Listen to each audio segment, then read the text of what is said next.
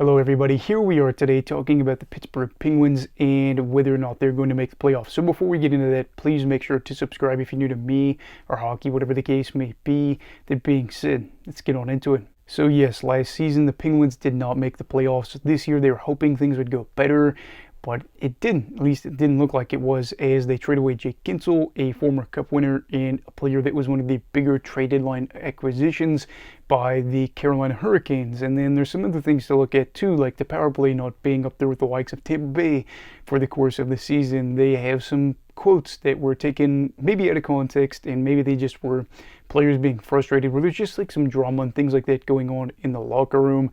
And at this point in the year, things look like they're pretty much dead for Pittsburgh's playoff hopes yet again.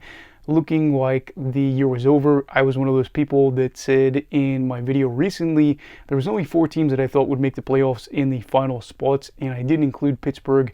But here they are. Right now they've won 3 in a row, and they are 2 spots back, or 2 points back, I should say, of a wild card spot. And the question then becomes, can they make the playoffs? I'm going to be honest with you. This is where things get really interesting, because MoneyPuck.com gives them a 20% chance. But the reality is at the end of the year, when you have these teams that are all kind of bunched up together, especially in wildcard spots, the playoff odds switch so much on a night-to-night basis. This team wins, this team loses. The gap gets that much smaller. There's fewer games, and the playoff percentages are just all over the place. But one of the great things here is their in-state rivals, the Philadelphia Flyers, are in an absolute free fall at the moment with a 5-game losing streak, and they've kind of opened the door a little bit, where Pittsburgh has 2 avenues to possibly get into the playoffs, and that could either be as the 3 seed or they could be as the final wildcard spot, because I am pretty much guaranteeing the Tampa Bay Lightning are going to get one of those playoff spots as a wildcard team. So it's going to come down to the second wildcard spot or the 3rd spot in the Metro. We talked about yesterday in my video with the Blue Jackets about how the Rangers and the Hurricanes have like a 20-point cushion almost for Carolina. It's almost 20 points between the Flyers and them. So you have the opportunity to possibly get in there and knock out the Flyers, which would actually be really funny. But it does get interesting because Pittsburgh's schedule is really tough to end out the year. They play Tampa Bay, Toronto, Detroit, Boston, Nashville, and the Islanders. That is not a schedule that I'm too thrilled about. There's a lot of teams that are going to be playoff teams there, or teams that likely will be in the playoffs, or all of these teams are in playoff contention. Detroit, they really are trying to get into the playoffs. The Islanders, they're desperate as well too, as they're kind of in that mix for the Metros. Things are really messy there with 4 teams, so it's not really something you're too excited about. Again, playing teams as well like Boston, that's not something that would fill me with confidence. But, you know, with Pittsburgh, it doesn't really seem to matter at the moment, as they are 5-0-2 over their past 7 games and have been able to pick up some notable wins over the Carolina Hurricanes. They won 4-1 against them. That is really where I thought that was going to be like the end of it. If the Hurricanes won that, I thought it's just completely done. And I really thought it was over before that. But that win has really kind of sparked something here, as they've been able to capture a lot of points over their past 7 games. I believe they have a win over the New York Rangers in that time as well too.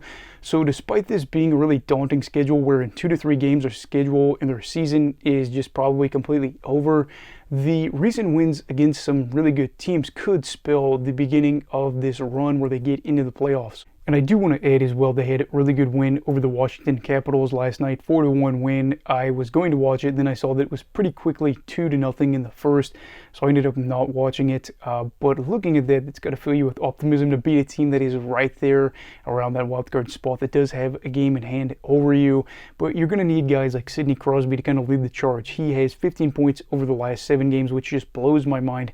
He's got the lead for points on the team by a pretty healthy margin. I believe he has 86 at the moment.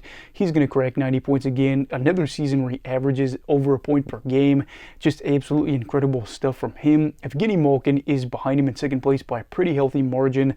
He has, I believe, 58 or 60 points in this span. That is kind of where a lot of these guys are. They're going to have likely 6 players hit 50 points or more on the season. But one of those guys was traded to Carolina, where, of course, he's playing for a totally different team. But either way, the veterans that are around that 50-point mark are probably going to have to contribute to whether or not this team makes the playoffs. I'm sure that a lot of people were hoping that after Erik Karlsson had a 100-plus point season last year, that he would be able to hit maybe 70, 80 points again, but I think he'd be lucky if he hit 60. But this is, again, a situation in the city where they know who's going to be there, who's going to be reliable, and who's been there in the moment. And I think it's one of the beautiful things about this. They have a lot of very experienced players that have been in much more important games. Looking at Letang, Crosby, Malkin, they've been in the Stanley Cup final on multiple occasions. They've won multiple Stanley Cups. And then you have other guys as well, like Erik Karlsson, that have played in the Stanley Cup final. You got guys like Rust as well. They're in this lineup and they know what it feels like to have pressure. And I would say that while this is a pressure-filled environment, this is nothing compared to a Game 7 of a Stanley Cup final, which some of these guys have been in. So do I think Pittsburgh gets there? I think the answer is a little bit messy. Had Philly not had a little bit of a collapse, or really just a bigger collapse as of late, I probably would have said no, they weren't going to make it, because you would have had so many teams bunched up for that final wildcard spot. But it's opened the door a little bit for maybe Pittsburgh to go out there and grab the third spot in the Metro, and that is where things get interesting. I'm sure they would have liked some more help. A guy like Nylander that's had a lot of success in Columbus, they're probably thinking, where was this when we had you for 14 games with the Pens? Why couldn't you give us all this where you're averaging, close to 20 minutes a night as of late, and you're getting to where you're at a 60-plus point pace, as I talked about in yesterday's video, where you didn't have to rely on these 35 and older players to kind of carry the boat and then lead this playoff push. But that's just kind of the way it is right now in Pittsburgh. And I think that if they make it, they'll be an early out. It'll still be fun to see a guy like Crosby, guys like Malkin, and all of them be able to have another playoff appearance. But it does really leave you wondering where this team is going to be headed in the offseason, because they don't seem to want to be bad, which is fine, but I don't know if they're going to be good enough to be good, if that makes any sense. Are they going to be a team that comfortably hits 100 points? Are they going to be able to get some help from their bottom six? Are they going to be able to rely on some of these older guys to be healthy enough? And that is where I think next year is going to be so difficult for them. But for the now, they are focused on the 6 games against 6 playoff caliber teams that have plenty to play for on their own. Like I said, Detroit, and then the Islanders game, which will be the series finale, is going to be very heated. I could see some fights. I could just see it being very chippy.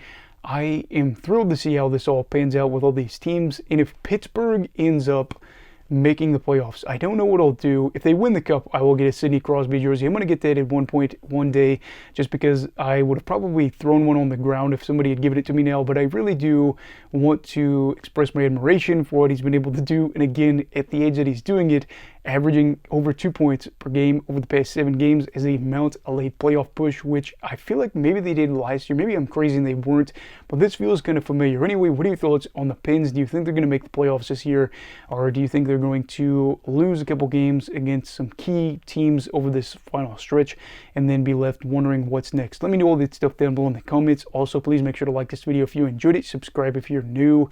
Everybody stay safe. Have a great night. Eagle of Hockey, all right. Goodbye, Brigadiers and Brigadettes. This is your captain signing off. Have a great night.